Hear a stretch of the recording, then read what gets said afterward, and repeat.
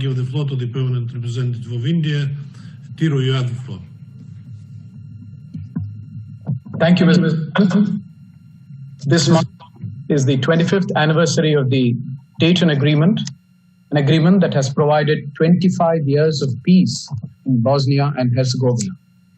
While we have our own reservations on the ARIA format per se, we thank you for commemorating this important event today. Dayton Agreement was the aftermath of the worst bloodbath on European territory since the Second World War. Priority was to not only stop the bloodshed and heal the wounds of ethnic division, but also produce an agreement that would enable state-building reforms. It is clear that significant progress has been achieved in Bosnia and Herzegovina, especially during the first decade after the signing of the agreement.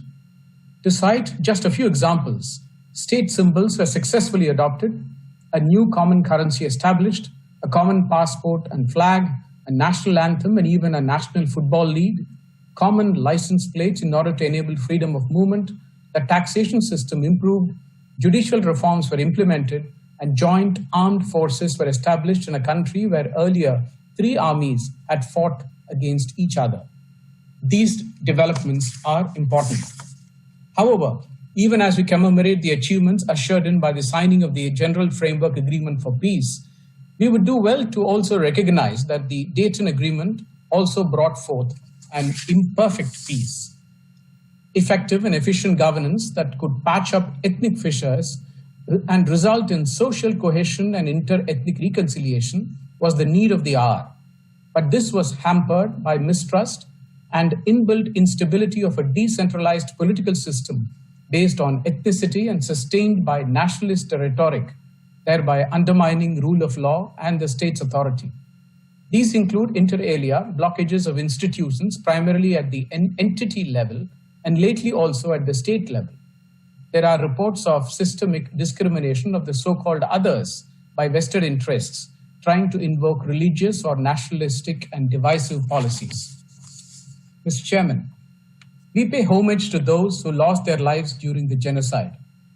Having witnessed genocide in our own neighborhood 50 years ago, we are convinced that while the attempts to seek justice for those who were killed continue, we must resist attempts to glorify war criminals. We welcome the adoption of the revised war crimes processing strategy by Bosnia and Herzegovina's Council of Ministers in September this year, in which the most serious war crime cases needs to be prioritized for prosecution and completion by 2023. We remain hopeful that the judicial institutions will reach an objective outcome. The vote for local elections on 15th November, where the Bosnian people voted for political parties of all hues and ideologies, was a vote for continuity with change. Going forward, the future of Bosnia and Herzegovina lies in the hands of the people of Bosnia and their elected leaders. The choice is between a future of cooperation, development, and peace, or of divisiveness. As a democratic and pluralistic country, India hopes that the right choice will be made and all parties and leaders recommit themselves to work together in a constructive and inclusive manner. Thank you.